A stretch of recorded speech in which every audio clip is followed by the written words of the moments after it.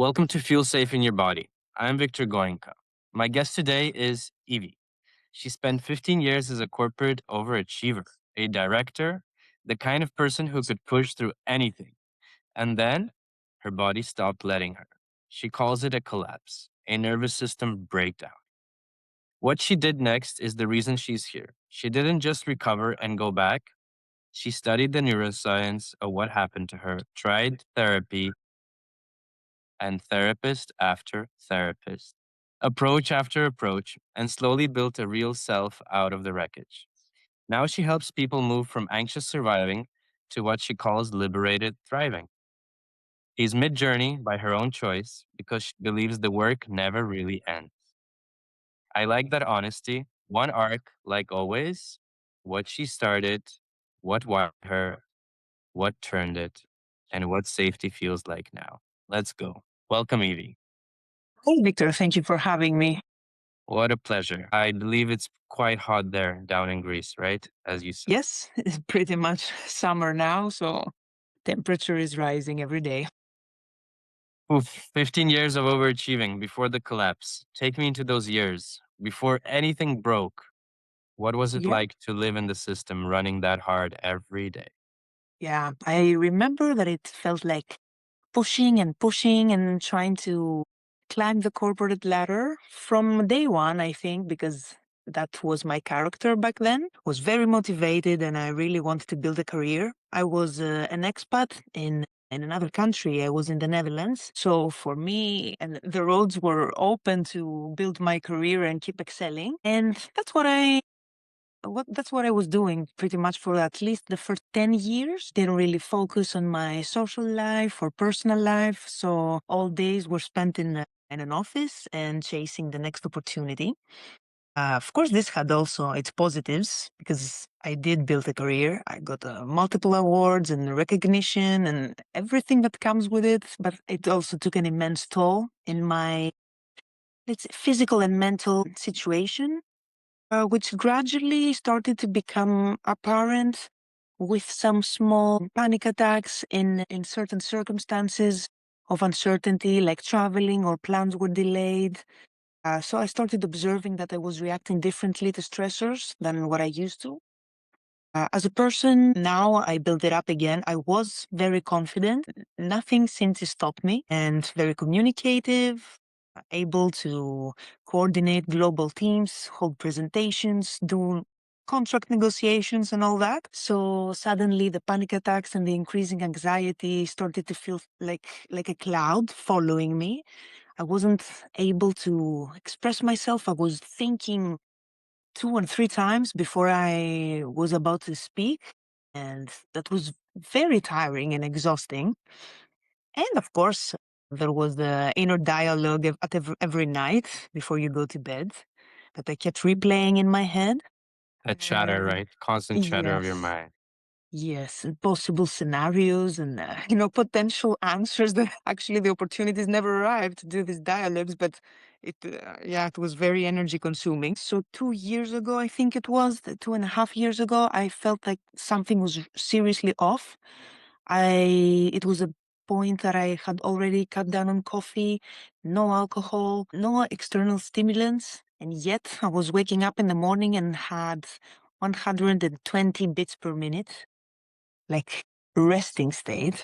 That was, That's a definitely a nervous system out of balance, right? yeah. And I think it was my nervous system telling me, hey, look at me, something is wrong. So I went to an acupuncturist because actually I prefer everything that has to do with natural remedies. I don't like taking pharmaceutical drugs. So I went to an acupuncturist and he told me that I need to slow down. I need to have a lifestyle change. And at that stage, I couldn't even grasp what he was telling me.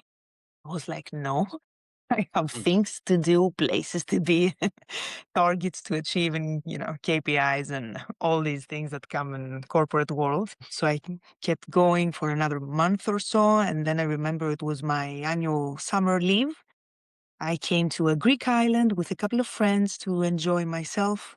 The first day I collapsed and I was taken to the hospital with, very increased heart rate. They actually gave me a pill to calm down, and my limbs, my hands and my legs were all numb. So I freaked out.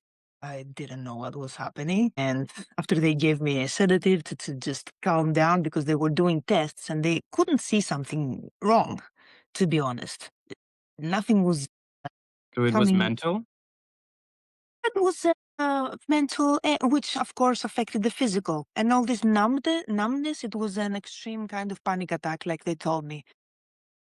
Yeah, I needed that episode to actually listen to my body. So that's why I also wanted to participate in this conversation, because I think people need to hear these things before it happens to them.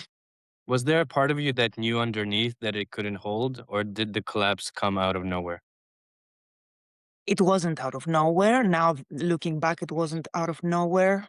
But yeah, I didn't have the awareness of myself. So I thought I could keep going. Yeah. Now I see the error of my ways, of course. So when your body finally stopped letting you push, what happened? Like the breakdown, Yeah, did it that's feel like it's coming from the inside or it came from the inside like a volcanic eruption. That's how I could describe it. Panic attacks became worse, full on anxiety 24/7. This lasted for a couple of days until I took a breath and realized what are the symptoms, what is anxiety, what are panic attacks, and that I'm not dying of a heart attack or anything. And after this, which lasted for about a week or 10 days, everything turned to psychological, because my identity was tied to my profession, and the way I behaved and moved in the world was very much associated with what I was doing on a daily basis. And as I told previously, hadn't invested that much in social and personal life. So I felt like everything that I knew was taken away from me in one day. Wow. Hmm. So you were an overachiever for 15 years. Where did your body learn that worth can be earned somewhere else? You know, Oh, yeah. you mentioned inherited patterns. What got passed down to you about what you owed the world? All of these lessons. Yes, so that's very on point question. Well, as you understand, of course, after this episode, I turned to therapy. I had a lot of sessions and hypnosis and CBT. So I started to unravel what is happening in my internal world and philosophy. And the inherited patterns, of course, they come from the family and social expectations. You know, you need to go to school, to university, then you need to build a career. And yeah, that's how my parents also moved in their lives. So I thought that this was the only way to lead a life. But it's not the only And way, right? well, apparently it's not.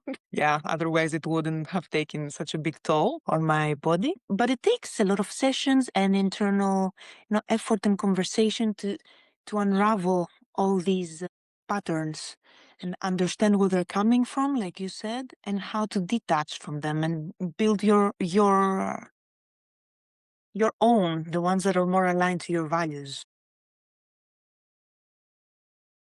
You said it took months and plenty of therapists and approaches. Like you found what actually finally worked. What was the false start phase? Like trying thing after thing that didn't actually land. First, those 10 days that I was really into the symptoms, I was advised by the hospital doctors to go see a psychiatrist. Of course, I didn't mind.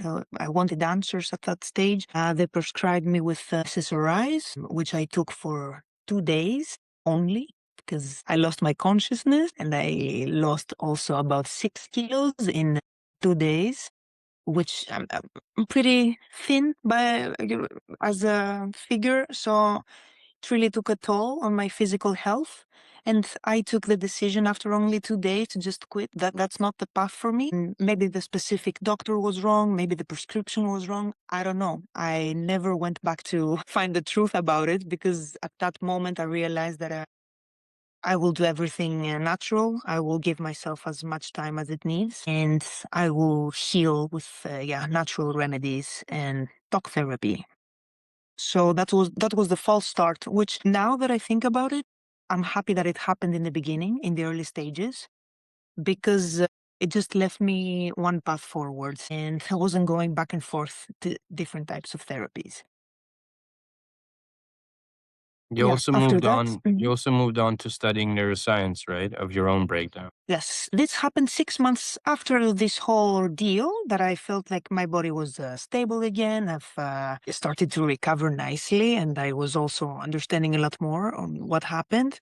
So I did it first for me because I wanted a daily structure. I mean, I left corporate, but I'm still a corporate person at heart. I like daily structure, and I had a lot of free time. So I decided to start the course in Harvard to understand what happened in my brain during that period, chemically speaking. Yeah, so I took the course first out of curiosity, and then I started to observe, similarities about the theory and what happened to me in real life, and how I tackled it with natural remedies and habits that I changed. So I thought more people should hear this because it took me a lot of effort and resources, not gonna lie that took me a lot of resources to reach to what worked for me. And I was also thinking about people that might not have the privilege to actually do that, to step away from their careers and invest their time and money to actually try to understand what happened. And felt a lot of sympathy for others in similar situations. So I thought that this is what I'm going to be doing from now on. I had the career. I feel accomplished in that sense. Now I want to give back and consciously start over at the age of 37. So, yeah, I also took a risk, but that's also in my character. So, yeah. I mean, I can always go back, right? You can always go back to what you were doing. You also Uh, talk about building a real self, yourself, aligned with your own values instead of what was handed to you. What was the first thing you had to let go that wasn't actually yours? this uncoupling that we mentioned earlier, uncoupling my identity and self image with what I was doing as a profession. This was very life changing for me to understand, to grasp, and then to uncouple and start to actually discover what do I like? How do I want my days to be structured? And what kind of effect do I want my job to have in the world? Because at the end of the day, I was thinking there's no urgency in corporate. We're not performing open heart surgery. Everything is so exaggerated, and there's people actually suffering. And you get so detached from this reality. So I thought I will try and move closer to that and have an input to someone else's life that will be of substance. And how do you know that you're safe in your body right now? Well, I've learned to listen to the cues of my body. I've learned to recognize the anxiety symptoms and not give them so much attention now when they're acting up. But I just take them as notifications that, hey, I'm overstimulated, or hey, you need to slow down a bit. You need to detach yourself. Maybe you need to spend more time alone. So I've learned to listen to myself a lot more than I used to. And now I have the remedies to counteract the imbalances that might arise. And yeah, I'm not turning a blind eye. We like to turn a blind eye, right? Until we don't get until we don't hit rock bottom or don't get this kick and say, okay, I cannot ignore myself anymore. It's my biggest regret, to be honest. The fact that I didn't discover this path and this way of living and all that before the episode that happened to me. That you have to hit rock bottom in order for someone to change ways. Our brains are so stubborn and what they're used to, even if that's bad for ourselves. You said you're mid journey on purpose. What still gets Yep. triggered when the old overachiever wiring fires now? What does it feel like? How do you meet yourself differently when you're being hard on yourself? Yeah, of course, every now and then, now that I'm building the new business, metrics come to mind, and how the business is moving forward compared to the target that I have set for myself, of course. So then I take a step back and I remind myself that it's not a sprint, it's a marathon, it's a journey, and it's nice to enjoy the journey. I have all the time in the world because that's the truth. There's no timeline in when you should be doing something. And the most important thing is for me to actually enjoy it. Otherwise, I will face the same repercussions again, like I had. So when I feel myself rushing, then on purpose, I take a day off. No matter what I had planned for that day, no matter what my goal was, I push myself, no, and then I make myself take a break and go by the beach or go for a walk in nature, just to let things be for a moment. And I think that slowly also is what rewires my brain to decrease the urgency. Just allowing yourself to be in the present, Mm-hmm. right? Mm-hmm. The mind always runs ahead or always runs in the past. Yes. You Yes. went from anxious surviving to what you call liberated thriving. What does thriving actually feel like in the body on a normal, ordinary day? Like, bring me to the physical part of it. Yeah. To the physical is, for example, a day like today, simple day. I woke up positive. I was feeling happy for no apparent reason, but it's such a big difference when you're used to waking up with anxiety and not be able to, to move your body freely. So I woke up like this today. I noticed it.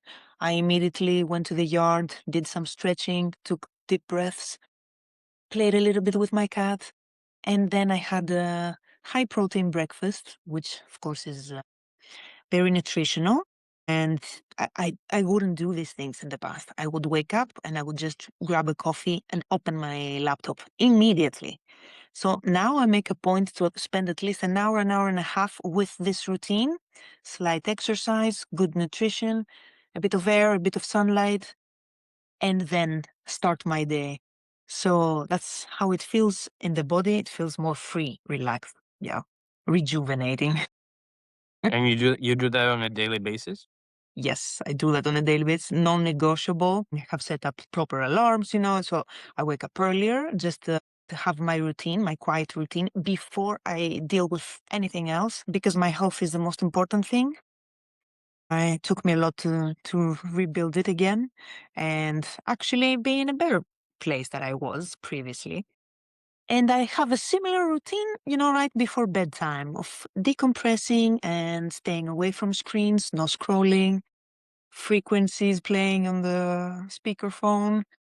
Yeah, just taking it a bit slow, at least an hour before bed. Nice. You care a lot about practices that bring immediate relief. What is something that someone could start today? Give me one. The single neuroscience informed thing a listener could do tonight, take the edge off anxiety in their body, just feel more present. Except for breath work.